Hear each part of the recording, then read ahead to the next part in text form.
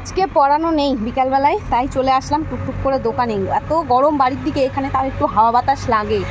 তো পিকলুর বাবা গেল একটু চপ পেঁয়াজি টিয়াজি কিছু নিয়ে আসতে। বুঝতেই পারছো বিকালবেলার সময় মুখ চুলকানি খাওয়ার ইচ্ছা, তো ওই গেল আনতে। দেখি কী পাওয়া যায় নিয়ে আসি। আমাদের এদিকে ভালো খাবার দাবারও ফাস্টফুড কিছু পাওয়া যায় না, ওই চপ ঘুগনি সিঙ্গাড়া এই মিষ্টি এইসব ছাড়া আর কিছু নাই।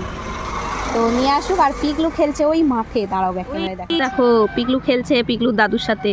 দাদু নাতি মিলে বল খেলছে এখন মাঠের মধ্যে, দেখছো? কি করব, বাড়ির দিকে এত গরম, আর পাড়ায় না খেলার মতো সেরকম বাচ্চা কাচ্চা কেউ নেই। যেগুলো আছে সেগুলো আবার আজকে কোথায় ঘুরতে যাবে, পুজো হচ্ছে তো সেখানেই। দাদু নাতি ওদিকে খেলা করুক, আর আমি এখানে বসে বসে অপেক্ষা করি পিকলুর বাবা কি খাবার আনে, খেয়ে দে তারপরে হাঁটতে হাঁটতে বাড়ি যাব। এই গরমে বাড়ির দিকে যাওয়ারই ইচ্ছা করছে না, জানো তো। একটা টেবিল ফ্যান নিতে হবে, কবে নেব দেখা যাক, কিন্তু নিতে হবে।